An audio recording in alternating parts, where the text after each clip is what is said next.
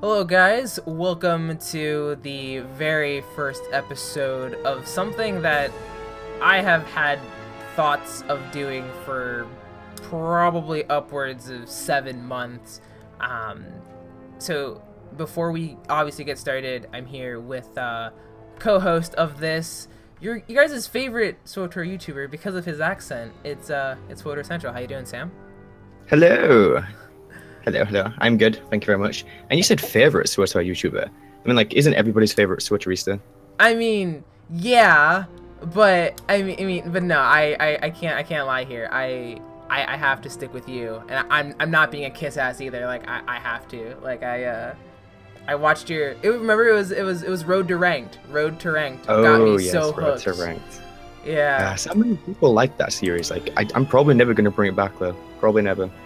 So even if everyone, so even if I made a video, or if I got like a bunch of people to make a video saying bring it back, you wouldn't do it at all. Nope. Absolutely not. All right. All right. No, I don't have any plans for it at the moment. I have no desires to do it. All right, I don't know. fair enough. Don't get me wrong. It was a fun series, but I feel like it's had its run for now. Um, any review my strongholds up in the works? I haven't seen that in a fair Um, bit. we actually we canned that What? because of scheduling, entering the competition, prizes. It was a lot to keep up with. I don't think we were quite prepared for it. Mm-hmm. Like, we probably still could have done it. It just wouldn't have been as good as we wanted it to be. Yeah. So I think, like, probably the better thing to do really is to just wait. Like, maybe it will come back, but it'll be a very long time from now. Mm-hmm. But just wait until we can actually make it into the show that we want it to be, Yeah. if that makes sense. Yeah. No, I did definitely. I see. This is as many of you guys know. Like I haven't been on the game in a long time. You guys all know that stuff that went down, and I don't want to get into that. But anyway, I'm back now making videos and getting back into the game. So I missed out on a lot. I didn't get to keep up with Sam or Swtorcentral that much. So like I've been honestly binge watching most of you guys' channels for the past week and a half or so, and I'm like, oh my god, whoa, oh, this stuff, all the stuff that happened while I was gone. Yeah, lots of cool things, some bad things. Yeah, but I mean, I didn't know that Star Wars got a new producer for the game. Yep. I am very excited for that. I don't know really what that entails, and I mean, honestly, I remember when I started recording Noblecast back in the day, like the first 20 episodes, and it was pretty much just about Tor. I was so critical of the game just because of sort of as a lot of like veterans like yourself were, is like, okay, like we're playing this game day in and day out for 4+ years, and like weren't getting, I guess, what we wanted or what we thought we wanted. I don't know. And then having the opportunity to like step back and to play something totally different in a sense. Like I just finished War for Iokath. I actually surprisingly like really enjoyed it. I didn't think it was gonna be what it was. I thought it was gonna be really not short, but really like dry and bland. But it really wasn't. Like I definitely got into the story and getting all the companions and meeting all of them again. But I don't want to say like I take back everything I said about the game. I still think we need more Warzone maps, and I always think that because that's my thing in the SWTOR community is PvP. But Yeah.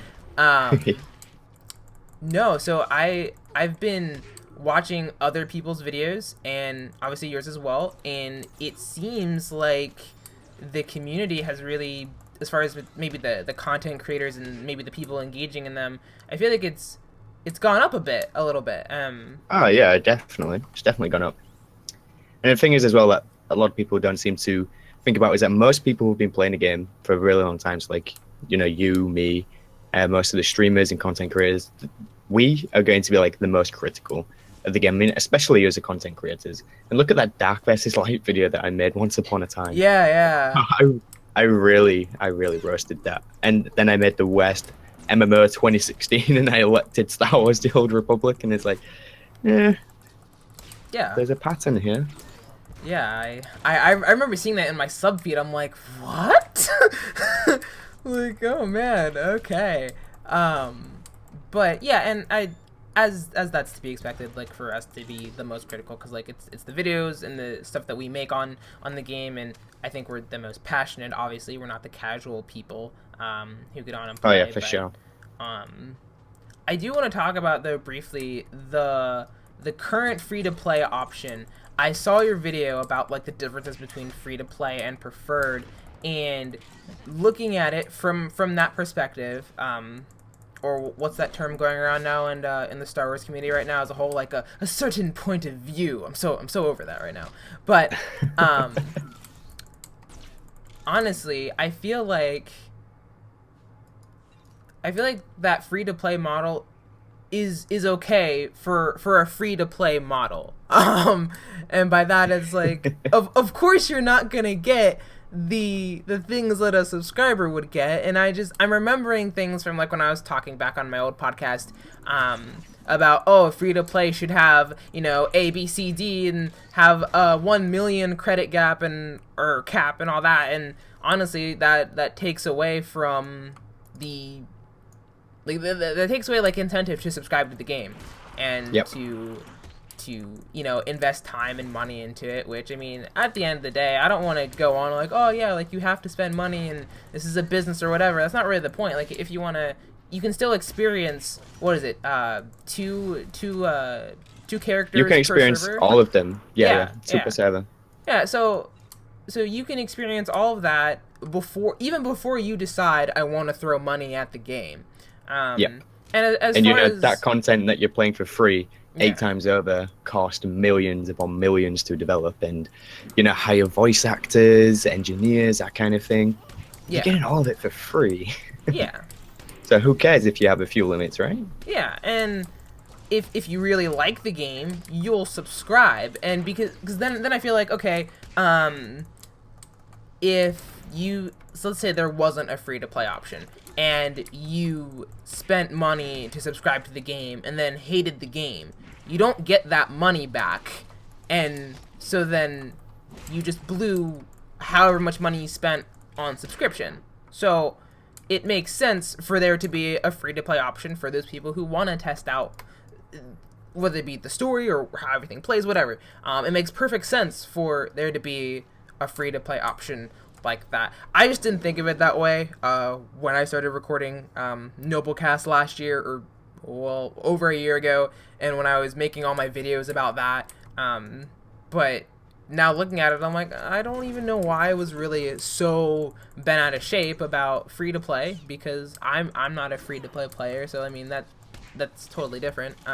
Yeah, and it's so hard to like get a view on it as well when you've always been a subscriber and you're trying to think from a free-to-play player's perspective. And like the only perspective I can see is the fact that you're playing a game for free, and anything that you complain about should only be taken in on a feedback level. Like if you complain about anything, let's say, oh, I'm not giving you my money because I can't hide my head slot, blah blah blah blah. That it's all completely, it's irrelevant, right? Yeah. Like, people saying that the game is trash because the free to play model is trash, and I'll kind of agree with people. Yeah, the free to play model isn't great, and I still stand by the fact that I believe that the game is, or the free to play model is like it's more of a trial, more of a mistitled trial. Mm-hmm. And I don't think the problem is so much the fact all of these limits with the free to play model that we have. I think the problem is that there is no buy to play choice, and I feel like that would be a lot better for the game. Maybe instead do like a free to play model where you can play up to level 20 with 2 characters, unrestricted at all, Mm-hmm. completely unrestricted gameplay. You basically subscriber level, but only up to level 20. Yeah. And then you can choose to buy the game for, let's say, I don't know, $20, $30, right? And then you've got access to everything. And then for the end game and gearing, that's when you subscribe. Yeah, yeah, and another thing to point out was I think Rise of the Hutt Cartel and Shadow of Revan was free, but Rise of the Hutt Cartel was like their first, like, okay, everyone had to pay for that expansion, but if you're already subscribed, you get free expansions, and Yep. that's not something that is typical of the parent company. The example of like Battlefront with buying like the season pass, and you have to buy all the DLCs to play them. Even though like you have Xbox Live, you bought the base game, but you have to pay for the DLCs and the add-ons, which segregates the community. But that's Battlefront. Once you are subscribed, and I'm preaching to the choir here, but like you get everything no matter what. You get early access to the game, which a lot of people are subscribed. So like maybe that's not like a perk that everyone is into, but I mean it is. It's a perk all the same. But yeah, no, I just had a different view on the free to play model now that I was able to look at it, and then when I decided to come back to Tor, after watching Swtorcentral all the robes you can craft as a Jedi video, I patched, and I literally got in and I looked at all my stuff and I was like, oh, these restrictions just won't do, and I subbed. And that was just because, okay, I've been a subscriber, like you said, so like I'm gonna think of it as someone from a subscriber point of view. But I mean, like I said, if you're new or wanting to try the game out, I think the we'll call it, like the misguided trial is definitely the way to go. But that was on all my thoughts on that, and I didn't moving into like the next topic, which is a really broad topic, and really what I just want out of this is maybe an overview of what you think is happening right now. I haven't done on Noblecast, which we'll talk about later on. I haven't done a State of the Galaxy podcast in a long time because I'm the only one among the Noblecast hosts that plays the game anymore. So like keeping up with the game and the State of the Galaxy really hasn't happened since episode 12 of the podcast. It's been a long time. We're on episode 60 right now. So bloody hell, that's a lot. Yeah, I know. I didn't think we'd be 60 episodes later and still making the videos, but Elon and Dave have stepped up and surprised me, and I'm gonna die here. I'm gonna stealth out. Stop dying. No. But I haven't. What in your mind, like where is the game at? What's going on right now that I don't want to say that would get you excited, because I know like I said, we're both subscribers. We both have played for years. So to someone who's either casually playing or just getting into it, or maybe fine, maybe you can be like a subscriber and still obviously like be playing the game. So like where are we at right now, aside from the new producer and the War for Iocath being maybe 3 weeks old now? So you kind of mean like what direction the game is going in? Yeah. As of right now? That's a pretty difficult question, I guess. Oh boy, yeah, that's right. All right. Okay. So obviously we just got the War for Iocath, which is the Iocath storyline. It's not too long, but it's good. It's decent at least, and I'm sure they're going to continue to update it with the later patches. We have Typh, the new operation boss, and we're getting the new operation boss with hopefully patch 5.3. I can't remember the name of the boss. It's like Elisa or something like that. Anyways, it's twin robots. One of them looks like Scorpio. Yeah. Been a lot of speculation around them. But what I think they're doing with the operation bosses as they release them is they're going to update the Iocath story slightly, or maybe add one more daily to sort of balance the storyline as we proceed. Or maybe once all of the operation bosses are out, that's when the story will proceed. Which, to be fair, it wouldn't surprise me even if they did that. But something that I don't really see a lot of people talking about is the possibility of another expansion this year. Now, we already know that the Knights of the Fallen Empire, blah, that's all done and dusted. The Valkorian storyline, that whole family, it's all completely done with. And this year now, with the story stuff being over with, is the multiplayer focus year, right? 2017, it is the focus for multiplayer this year, which we have seen in very, I'm going to say small dabbles, but I believe that the majority of this is going to come from the next expansion. And I'm fairly confident that they will do another expansion, which will likely release in mid-November to early December time, and possibly maybe even just before Christmas or mid-December maybe. And I believe that expansion is going to be where the real multiplayer comes. So before that, this new expansion, I would say with air quotes, is going to release, we're going to have this entire new operation, which is War from the Machines. Currently we have Tithe, and then the new twin bosses, which is coming hopefully patch Python 3, as I said earlier. Hopefully the new expansion will be, 2 new raids, maybe 5 new flashpoints, 5 new uprisings, that kind of thing, 2 new Warzone maps. That right there would just prove to everybody that BioWare listened and said, hey, we said this was the year for multiplayer content, and boom, there you go. So once, like say, if that is going to happen with a new expansion, once again, air quotes, that would be 3 operations in 1 year, 2 new Warzone maps, 5 new flashpoints, 5 new uprisings. That would be a really cool thing to do. What I actually think they're going to do is just release more uprisings. To be fair, I'm not entirely sure if they're going to keep releasing new flashpoints, although we are set to get a new flashpoint with the next patch, I believe, on a planet called Umbaru, something like that. Yeah, like I'm not entirely sure that's even going to relate to the current storyline, but that is coming. Excited. Oh my gosh. Okay, I'm excited. I'm actually excited. Oh my gosh, I love that planet so much. Oh man. Okay. So that, see, I don't know any of this stuff. I just came back, resubbed, got to 70 again on my Scoundrel, and I'm experiencing everything as it's happening. So all this is actually really exciting for me.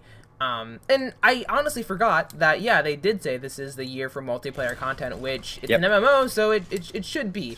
And I mean, overall, and this is kind of, I don't know if it's a loaded question, but I know some people could say yes or no to this, but like, do you think the previous 2 expansions, Knights of the Eternal Throne, Knights of the Fallen Empire, do you think it helped the overall game now, like to this day? Has that helped? Whether, I mean, I'm sure it has as far as like bringing in new players, but all across the board, has it helped aside from the initial reaction to certain things? I know we all got upset about X, Y, and Z, but I mean, all that stuff is over with now and in the past, and we're looking forward to the rest of the year. Do you think that I don't know. Yeah, I guess I'll end it there. I guess that was enough of a question.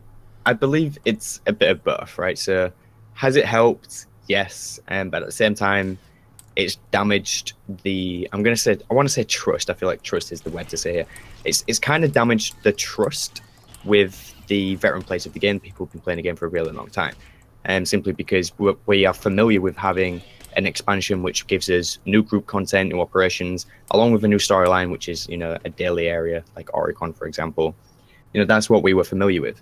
Although granted that they did say, and they made it very clear, that they are going to be focusing on story content. And they did make that very clear. And at the same time, they did still release some very, very, very minor amounts of group content. So, we've got the new Warzone Alliance Proving Grounds, we've got the Star Fortresses, which weren't great, but it was still something, and it was there at least. I believe it helped in a way to actually bring this MMO, polish its name and what its purpose is within the MMO genre, because this is a story-driven game. It's not a multiplayer-driven game. Yeah. And I believe it really does live up to that standard, and I believe that this is, and this is coming from somebody who hasn't actually played other MMOs for story reasons. And that this MMO is 100% the best story MMO you'll encounter anywhere, not just because it's a Star Wars story, but because the amount of story content poured in, the amount of voice acting, and the quality of the actual story that you are experiencing. Sometimes it can be a little bit, but it's still like 100% better than anything else that you're going to find. So it really did a lot of favors with polishing the name, keeping it up to its own standards with its first 8 story arcs that we had. Not everybody's on board with the whole Force user storyline, but that once again is coming back to the Knights of the Old Republic original games. I was really taken back there, to be fair, and I really enjoyed it. Although I do understand, the people who played Imperial Agent or a Trooper were a little bit confused why they were being taught by some super powerful Sith deity. You know, I get that. So yes, in a sense that it's polished the name and it's attracted a lot of new players to the game, which majority of have probably left by now. But they will still be around and they know of the game and they know it's here and then they can play it whenever they want because it's still free to play. Mm-hmm. And at the same time, it virtually, I don't know like how much of the end game community it killed off, but it must have been a big portion. And these days, I'm still seeing people, you know, recruiting for hardware progression, nim progression. You know, we're doing that ourselves within our own guild. So there is obviously it is still a thing. It's about, but I think it was mainly just the really big guilds and the people who took that kind of who play MMOs, that kind of thing. Because there are guilds that aren't just for Star Wars: The Old Republic. There's a guild called Honor, I think, that's been going for about 12 years, and that guild has been part of multiple different MMOs, and probably Guild Wars, SWTOR, World of Warcraft, maybe even Star Wars Galaxies. You know, who knows? So it's on the fence really. It did some favors, but it also hurt the community rather than hurt the game, if that makes sense. Yeah. And I mean, I guess for me it's that whole it's time to sit back and wait, I guess. Do we have a release date for 5.3 or something? Yeah. Well, we've been told that we're going to be having a roadmap released by Keith, which is obviously, you know, it's going to be a roadmap. It's going to be content that's coming out, you know, scheduled, which I think is an amazing thing for them to do with this new producer. I think that's absolutely great that Keith is going to be doing that. Yeah. You know, hopefully we're going to be given this schedule so that we can let people know. Because one of the most important assets that Star Wars: The Old Republic has in the dev team is, and without like trying to, you know, like toot our own horns here, is the people who they have elected into their influencer program, because they promote us, and at the same time we do our best with Star Wars: The Old Republic content and helping new people get into the game, showing people the game. And you know, you got people like SWTOR making amazing guides, and people really getting into the game because they can't find those guides in game, which I think is ridiculous, by the way. So it's obviously a really good thing that we have people like SWTOR. And then, you know, then we've got people like yourself, Cast, the Bad Feeling podcast, Passionately Casual, Corellian Radio, you know, all amazing podcasts that people can just sort of relate to, right? And just listen to people who also play the game and get along and hang out and talk about all things Star Wars: The Old Republic. Yeah. I have no idea where I was going with this, but there we go. I'm ending it there. No, it's definitely like cool to see. I remember I was talking to Kid yesterday on his stream. I joined him for his Saturday SWTOR with Noviak, and that was really fun. That was the most fun I've had playing this game in a long time. Like I said, a lot of my guildies have all left over a year ago, so it's really just been me on my own here on the Harbinger. So like I honestly forgot that I had pushed everyone to make the guild, the SWTOR YouTuber guild on Harbinger, and so technically yesterday was the first time that guild was used to do anything related to. I completely forgot about that guild. Yeah, it was the first time. It was me, Noviak, and Kid to use that guild as something to do for the stream. So we ran a couple flashpoints and talked to the people watching in chat, and that was really fun to see. And there was a lot of fun jokes being thrown around and everything. It was great. But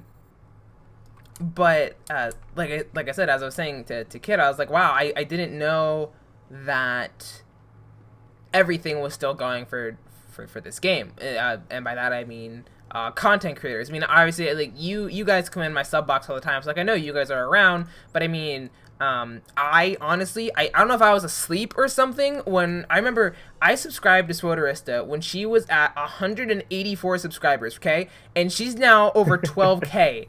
I don't know when that happened or how that happened, and then I subscribed to you just when before you hit 5K subs. And now you're over 11,000, and I honestly have to say, like, I aspire to have that kind of growth, hence like with the daily content and putting out a ton more stuff, and not just like I know that like as far as like maybe for those of you guys who want to upload like your own SWTOR content, whatever that is, I didn't realize how much I hurt my own content when I was just uploading PvP videos and putting music behind it, and just not really. I mean, those videos are good, and there's a little bit of the community that like really likes watching those videos, because like that's where I get a lot of my engagement, was on those old videos. But like, Yeah.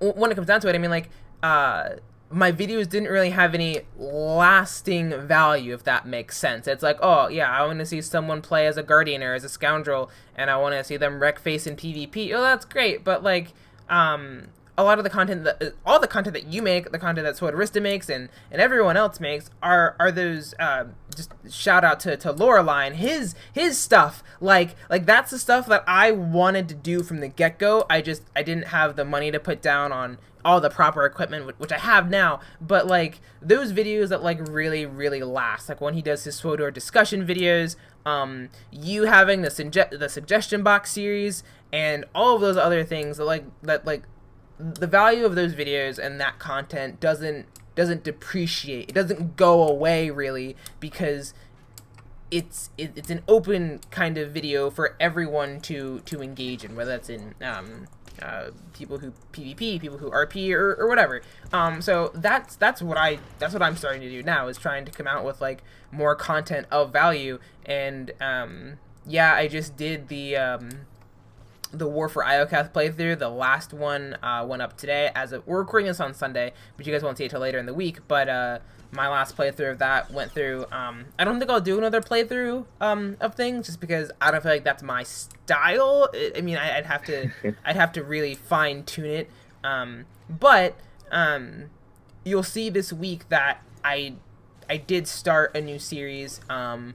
It's called SWTOR Talk. That's going to be my version of discussion videos, kind of like Loreline, and kind of like the videos that you do, and hopefully content that will really resonate with everybody, not just a certain group of people. But enough about me. I've been seeing like you streaming, like you were streaming yesterday, the Rackle event.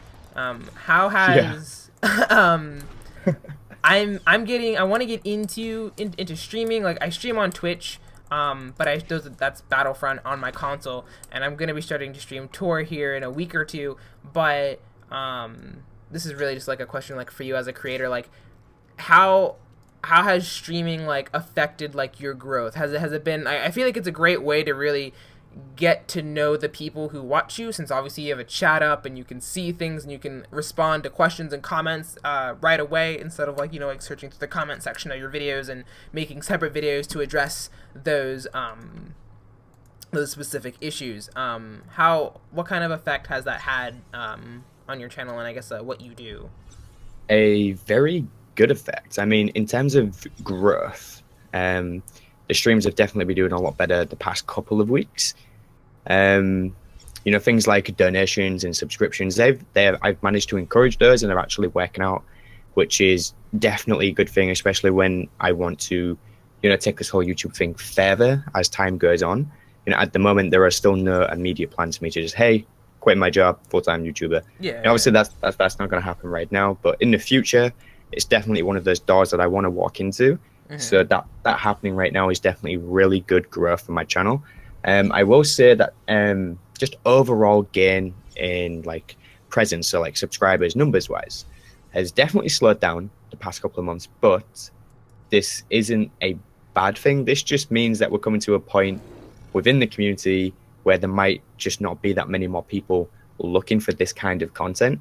Granted, Swtorcentral is actually the first person to surpassed me on YouTube, which I made a pretty big deal of, and I was, tipping my hat to SWTOR. It's like, and for some reason when I started, I just shot past everybody, and it's like, you did, what? You went, boom, it was like it's your 100 miles an hour past everybody, maybe, but then SWTOR has a voice like honey. Welcome to the academy.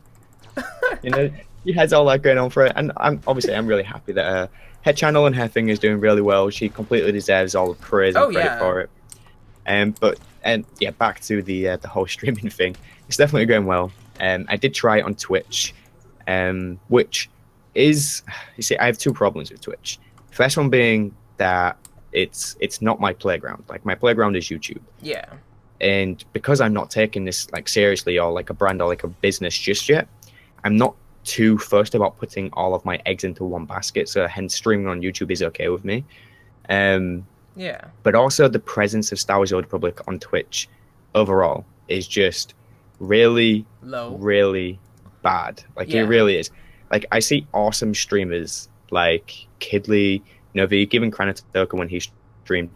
And, you know, this isn't because of them personally. It's just because of the SWTOR category. It's just not what it should be. It's just, it hasn't got a proper community there, I want to say. But ever since we've had people like Joe Never Fails come in, and people like MacGyver streaming, and, you know, don't really I can't believe I'm saying his name, but, you know, Shaw Snave streaming there as well. But whatever, people like him, you know, each to their own. I'm glad that those people there streaming and are getting attention. I'm glad that that's happening. I'm happy to see that. But anybody else who goes into that category will just have absolutely no chance at all of getting a decent amount of people to come and hang out with them. It's just not there at all on Twitch. It's just really not. And when I stream on YouTube, and, you know, I really just want to enforce here that this isn't like not a competition. It's not the content creators pulling out their dicks and, you know, seeing which one is bigger. But when I'm streaming on YouTube versus when I'm streaming on Twitch, maybe on Twitch I'll get between 20 and 40 viewers, which is okay, but that's probably just because of the name. People recognize my name, they come and hang out. But on YouTube I'll have like between 30 and 50 people waiting for me to stream. Like, before the stream has even started, there will be 30 or 50 people there waiting for it to start. And, you know, we've peaked over 100 viewers, which is definitely good on YouTube. That's definitely a very good thing. So yes, I believe that YouTube for me is better. Oh yeah, for just sure. The overall growth is good. It's very good, and I'm pleased with where it's at. Yeah, and like, I don't get me wrong, I'm gonna stream SWTOR on YouTube. I mean, I stream Battlefront on Twitch because I have an Xbox, so it's easy to just hook up and stream on Twitch. But talking about YouTube and SWTOR specifically on that platform, I feel like SWTOR content is better suited for YouTube, and just I feel like the way Twitch works and the way YouTube works, I still, while Twitch is moving towards that more of a community kind of a platform that YouTube is, I think YouTube really has it nailed as far as like the lengths you can go to hang out with your subscriber base, to collaborate, and all of that. So I agree, like YouTube is where it's at. I only branched out to Twitch because I didn't think I could do Star Wars anymore. I didn't know if I was coming back. So, like, the Battlefront videos came and went. Will I make more videos on those? Maybe. I don't know. But moving back to the original topic, like, I am so, like, happy to be back on the game. I'm glad you're going strong. And everyone else is doing the same. But before we wrap up, a couple things I want to say.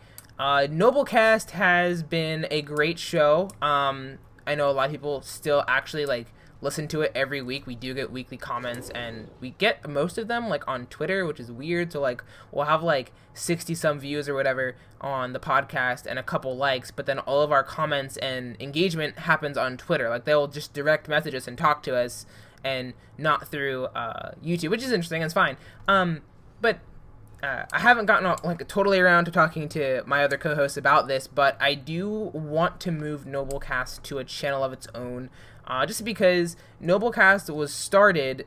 The original name for that was the SWTOR Community Podcast. Swtorista was the first guest we had on, episode 8, and then Sam joined, was with us. I think it was like first one was like episode 23 or something. It was a while ago. Oh yeah.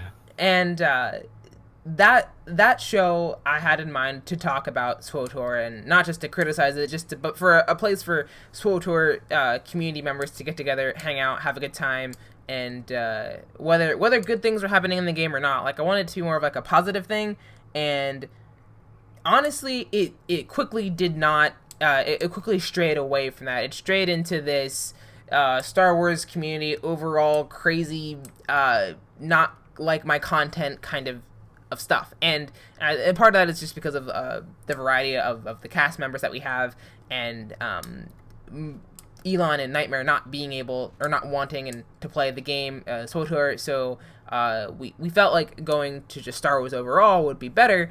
But also, I do realize that since we did that, there's been a decline in viewership and audience participation, but I do know that there are other people who really like the direction that we took Noblecast in. But moving forward now, I think what would be best is if we created a channel for its own. It has its own Twitter that Elon keeps up with, and so we will be looking into moving Noblecast to the to a new channel and to a new platform for you guys to consume that content somewhere else, because I do want to move back to SWTOR on this channel, because that's really what I did the best at, and it's where I met all these great people. And that's basically what's replacing Noblecast on this channel is this show right here with me and Sam, and hopefully hopefully we'll have other people. Like I said, I tried to get Loreline on. He was busy, and so was Noviak. But like Sam's got a busy schedule. We all have got busy schedules. So as of right now, I think we've settled on once a month showtime. Because I'm not only am I still getting into things again, but I can't just expect everyone to drop everything and come like host a show with me or whatever. So I've still got some details to work out there. But I hope you guys are looking forward to the new content. Especially, I hope you guys have been liking the daily content so far. But Sam, it's been way too long since we hung out and had a good time, and I can't wait to keep doing this and seeing what videos you and everyone else come out with. Is there anything else you want to add on or end with? Not too sure. I think I will say that everybody currently watching or listening should definitely smash that subscribe button on Noble Force, which is the only place where you're really going to see awesome content just like this, and see awesome guests just like you, me, or co-host, other guests. Yeah. And I am real quick though, I am trying to break 1K subs in the next month or so, which is a huge undertaking, but I think I can do it.